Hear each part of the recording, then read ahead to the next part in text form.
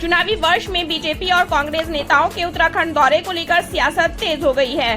कांग्रेस नेता भुवन चंद्र कापड़ी ने मुख्यमंत्री पुष्कर सिंह धामी पर निशाना साधते हुए सरकार से युवाओं और जनता से किए वादों का हिसाब मांगा।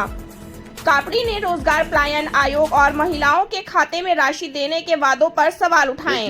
सबसे पहले तो मैं ये कहूंगा कि जैसे मुख्यमंत्री जी कह रहे हैं कि चुनावी वर्ष है और 5-6 महीने बाद चुनाव है, तो सारे नेता उत्तराखंड आ रहे हैं, तो वही बात मैं उनसे कहूंगा कि चुनावी वर्ष है और 5-6 महीने बाद चुनाव है, तो आप जो है कि पलायन आयोग भी बनाएंगे, युवा आयोग भी बनाएंगे, आप महिलाओं के खाते में पैसे भी डालेंगे, आप रोजगार की भी बात करेंगे। पिछले 5.5 साल जिसमें आप कहते हैं कि आपने सबसे लंबा कार्यकाल बतौर मुख्यमंत्री उत्तराखंड में जो है कि आपने निभाया है, तो आपने प्राइवेट उद्योगों में 75% युवाओं के रोजगार को कंपलसरी क्यों नहीं किया? आपकी सरकार पिछले 10 साल से है, इन 9.5 सालों में आपने युवा आयोग का गठन क्यों नहीं किया? आप तब कहां सो रहे थे जब देहरादून की सड़कों में पेपर लीक को लेकर युवा प्रदर्शन कर रहा था और आप उन पर लाठियां भाज रहे थे?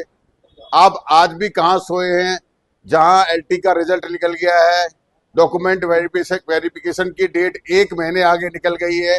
आपका आयोग अभी भी, पहले उन बच्चों ने कोर्ट से लड़ी और अब कोर्ट से आने के बाद आपने कोर्ट से वापस ले लिया, हम उनको नियुक्तियां देंगे।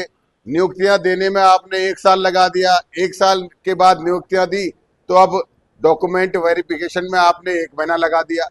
आप सिर्फ चुनावी बातें कर रहे हैं। हम आपसे पूछना चाहते हैं, प्रदेश का युवा आपसे पूछना चाहता है कि आप सबसे लंबे कार्यकाल के मुख्यमंत्री रहे, आपने युवाओं के लिए अभी तक क्या किया ये बताइए। क्यों नकल माफिया छूट गए? आप मजबूत कहते हैं कि हमने नकल विरोधी कानून बनाया, तो क्यों हाकम सिंह जैसे सारे आरोपी हाईकोर्ट से क्लीन चिट लेकर जो है आज फिर घूम रहे हैं, फिर पेपर लीक करा रहे हैं?